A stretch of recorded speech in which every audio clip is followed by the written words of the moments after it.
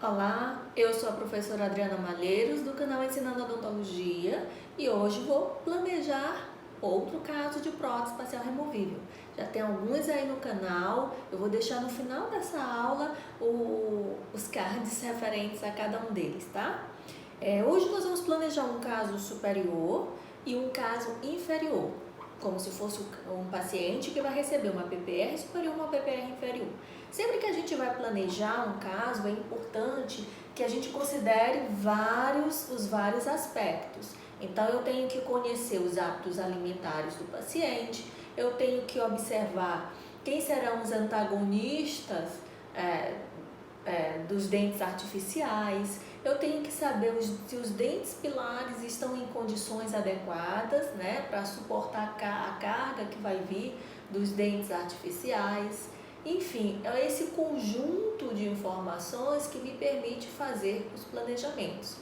Não sei se você já ouviu dizer que a PPR é uma prótese, é uma prótese antiestética. Nem sempre isso vai ser verdade, tá?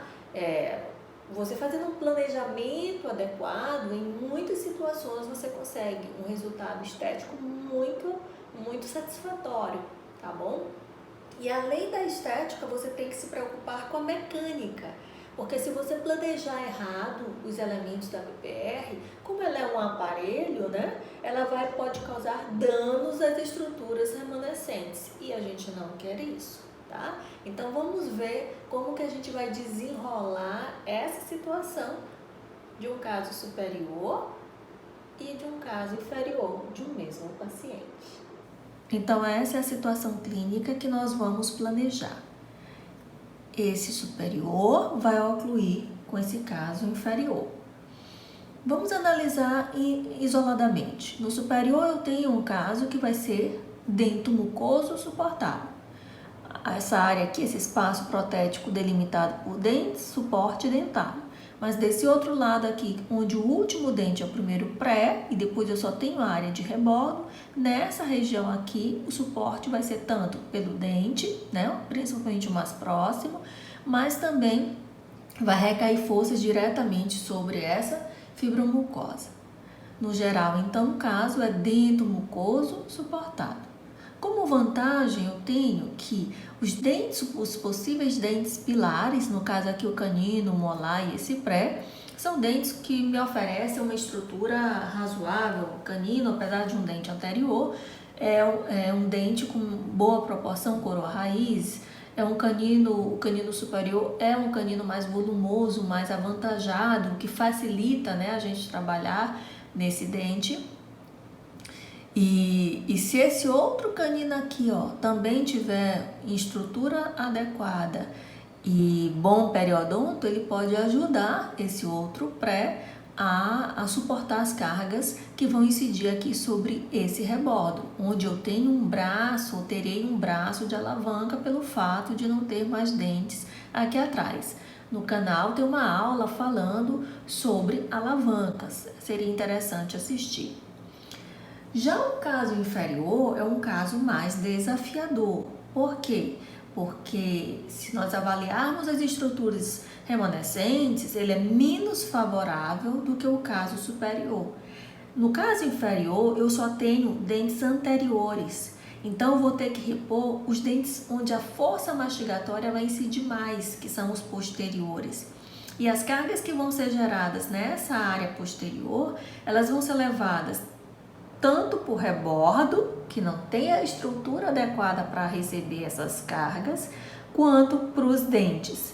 Só que quando eu vejo os dentes, eu vejo que eu posso confiar, se estiver anatomicamente e periodontalmente bem, basicamente eu vou poder confiar nos caninos, porque depois eu tenho os 4 incisivos, que são os dentes mais frágeis da cavidade bucal, anatomicamente muito reduzidos, não oferece uma boa estrutura para eu botar elementos da prótese, né? Então, eu tenho uma limitação muito maior no caso inferior. Eu já observo também que esse espaço entre a margem cervical dos dentes e o assoalho bucal, ele está reduzido. Então, é importante a gente observar, porque a gente vai precisar planejar um conector maior. E o espaço existente aqui, ele é importante para a gente fazer a nossa escolha. Então, a partir dessa análise inicial, né, nós vamos planejar os dois casos. Lembrando que tudo que está aqui no primeiro quadrante vai se relacionar aqui com o quarto quadrante, né? E tudo que está aqui no segundo quadrante vai se relacionar com o terceiro quadrante do arco inferior. Uma pergunta que a gente já faz desde o início. Vejam que esse semiarco aqui, que vai se relacionar com essa área do inferior, ele tem aqui um segundo molar.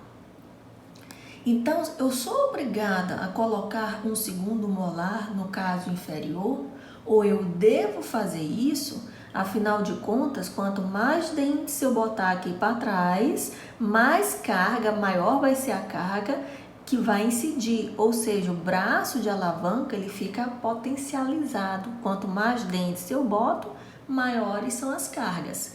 E todas essas cargas e essa força gerada vai incidir sobre o rebordo, mas também vai incidir sobre esse dente. E a gente já comentou que eu não posso contar muito com os demais, né? Então, é algo a ser pensado. Comecem a pensar aí que nós vamos descobrir o que nós vamos fazer no final do nosso planejamento.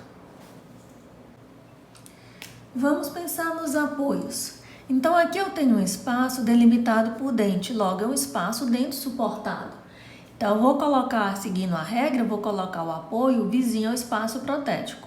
Ocluso mesial desse molar. No canino, então, seria no cíngulo mais para distal. Vou botar a lápis, porque talvez a gente precise mudar. Do outro lado, eu tenho um espaço que vai ser dento mucoso suportado. E a regra diz que o apoio deve ser colocado afastado, logo na oclusal mais para mesial. Vamos então botar logo as celas.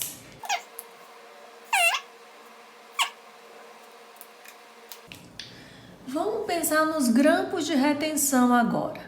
Então, em espaços dentro suportados, o grampo de escolha são os grampos de abraçamento, os circunferenciais. Então, nesse molar, eu vou optar pelo circunferencial simples, um braço de retenção. E todo grampo ou braço de retenção precisa de um opositor. Tem uma aula no canal falando dos grampos. Então, opositor. O canino, o grampo de abraçamento indicado para dentes anteriores e principalmente quando você trabalha numa região estética, é o MDL modificado. Só que o MDL modificado parte do apoio e vai em direção oposta. Só que eu não tenho como passar ele para chegar na vestibular, porque existe o lateral aqui. Como é um espaço dente suportado, a regra diz, a regra dos apoios, que esse apoio pode ser modificado. Então, vamos tirar ele daqui e botar num local mais favorável para a gente desenhar o grampo, que no caso seria no cíngulo mais para mesial. Agora sim, eu consigo fazer o desenho do MDL modificado, que vai partir daqui, vai na proximal e chega até a vestibular, onde ele vai ter a parte retentiva dele. Do outro lado, eu tenho um espaço dentro mucoso suportado. E o grampo de escolha é o grampo de ação de ponta, que eu escolhi aqui o grampo em I. Todo grampo de retenção tem que ter um opositor. Esse opositor é igual a esse opositor do braço circunferencial. Então, o opositor, certo? Esse grampo em I, ele não abraça bem o dente e isso compromete a reciprocidade horizontal. Então, é preciso, quando a gente usa esse grampo de ação de ponta, a gente geralmente vai trabalhar uma placa proximal, que sai da cela em direção à proximal do dente. E aí, ela ajuda a abraçar esse dente, melhorando a reciprocidade horizontal. Agora, eu preciso definir qual o conector maior. Como é um caso dento mucoso suportado, eu escolhi aqui o conector dupla barra. Tem uma aula de conector no canal também. E eu preciso ligar todos os elementos da prótese a esse conector maior. Então, no caso aqui do canino, eu localizo onde está o apoio, tá bem aqui o apoio, ó. Eu vou puxar o conector menor para fazer a ligação de tudo que está sobre o dente ao maior. No outro lado, pré-molar, a mesma coisa, o apoio está aqui, então o conector menor sai ali da área dele, ó. E aqui no molar, o elemento mais próximo é a célula, então esse conector esse conector menor, ele vai ter um formato mais retangular, porque vai sair da proximal do dente. Então ele vai ligar aqui o apoio, os braços, né, do grampo, a célula, e a célula é que se liga ao conector maior, uma ligação aqui indireta via célula. Depois que a gente planeja o caso, aí, como é um caso dento mucoso suportado, nós precisamos então descobrir onde está a linha de fulcro. E para isso, depois que a gente planeja, que a gente traz essa linha. Por quê? Porque essa linha vai passar nos últimos apoios que nós planejamos. Aí a gente traz uma perpendicular. Tem uma aula no canal falando sobre linha de fulcro e retentor indireto. Então, essa linha é a linha principal de giro dessa prótese. E eu preciso localizar um retentor indireto, que é um apoio e um conector menor, para reduzir o efeito de báscula dessa prótese. Então, ao traçar uma linha perpendicular bem no meio dessa linha de fulcro, eu descubro que eu deveria colocar o apoio e um conector menor no lateral. Mas eu posso usar um lateral como um dente para botar um apoio, anatomia muito reduzida, um dente mais fraco. Aí eu vejo para o lado e eu vejo que o canino, ele já apresenta um apoio e um conector menor. Então esse apoio e esse conector menor também vai funcionar como retentor indireto para essa linha de fulcro. Ok? O que mais nós podemos melhorar nesse caso superior? Vejam que esse dente é o dente que vai receber mais carga, porque ele está vizinho a um espaço dento mucoso suportado. Se eu puder ligar ele a um outro dente, isso quer dizer que a carga vai ser dividida. Então, qual é o elemento da prótese que eu posso lançar nesse planejamento para unir esse premolar a esse canino, que é um dente forte se tiver periodontalmente anatomicamente preservado. Eu posso colocar aqui, ó, um apoio. Aí eu vou ter o apoio do canino conectado ao apoio do pré e eles dois unidos por um conector menor. Então é como se eu estivesse transformando um dente em dois, porque eles estão unidos aqui através dos apoios. E aí a força, quando incidir aqui sobre esse rebordo, ela vai recair nesse dente, mas como ele está ligado do outro, essa força vai ser dividida. E assim a gente melhora a biomecânica dessa prótese, impedindo uma sobrecarga maior, recaindo somente sobre o premolar. Agora essa carga será dividida para o canino também. Vamos então agora pensar no caso inferior.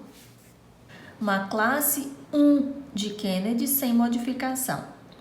Então, os últimos dentes são os caninos. Eu vou colocar o apoio afastado do espaço protético. Então, na área de cíngulo mais para mesial. Qual o grampo de retenção? Vou usar o grampo de retenção de ação de ponta, né? Vamos botar a célula logo. Então, o grampo indicado em casos dento mucoso suportados, ação de ponta. Vou botar o I. E o I. Todo grampo de retenção vai precisar de um opositor. no caso o MDL. Como esse grampo de ação de ponta não abraça bem o dente, nós temos que planejar quem? Uma placa proximal para aumentar a reciprocidade horizontal. Qual conector maior nós vamos utilizar? Esse espaço entre a margem cervical do dente e o assoalho, ele está reduzido. Então, eu não consigo trabalhar isso se eu não tiver no mínimo uns 8 milímetros, eu não vou conseguir trabalhar aí uma barra lingual. Se a opção é então a placa lingual, isso quer dizer que ela que vai ser o opositor do grampo de retenção, tá? Então aqui a placa lingual que vai recobrir esses dentes parcialmente, né? Recobre esses dentes, ela serve como o opositor para esse canino em relação ao grampo de ação de ponta. Nós precisamos então traçar a linha de fulcro que passa nos dois últimos apoios. Precisamos então traçar agora a linha de fulcro que vai passar nos dois últimos apoios que estão aqui. Traçando uma perpendicular bem no meio dessa linha, quer dizer que eu preciso de um retentor indireto na área dos incisivos. Mas eu já tenho uma placa lingual como conector maior que pega todos esses dentes da frente. Logo, ela funciona como um retentor indireto, tá? Então, essa placa lingual funciona como retentor indireto e essa região dela que recobre parte do canino também vai funcionar como opositor ao grampo de retenção. Agora a pergunta é: coloco ou não segundo molar? Já que aqui, ó, no primeiro quadrante, no superior, eu tenho o segundo molar. Pessoal, não vamos colocar segundo molar aqui. Por que que nós não vamos colocar o segundo molar? Porque esse caso, como a gente disse no início, não é favorável. Eu só tenho dentes anteriores e desses anteriores eu posso confiar nos caninos. Então, se eu botar mais um molar aqui, eu aumento o braço de alavanca. E eu não quero isso, porque isso vai gerar muito mais força, muito mais sobrecarga sobre esses caninos. Ah, e esse dente de cima, ele não vai extruir? Não, não vai extruir, porque ele tem um elemento da prótese. Ele tem uma prótese que liga ele aos outros dentes.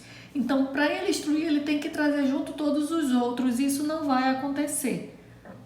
A outra pergunta, e o paciente não vai ter dificuldade mastigatória? Não, ele tem 2 prés e mais um molar. Isso é suficiente para ele mastigar. Então, colocar um segundo molar é sobrecarregar esses caninos. E se o paciente perde esses caninos, ele não é possível mais fazer uma PPR para ele. Pronto, finalizamos, concluímos o planejamento do caso desse paciente. Espero que tenham gostado. Se gostaram, dê um like. Não se esqueçam de se inscrever no canal e acionar o sininho para serem avisados toda vez que a gente postar uma nova aula. Até breve!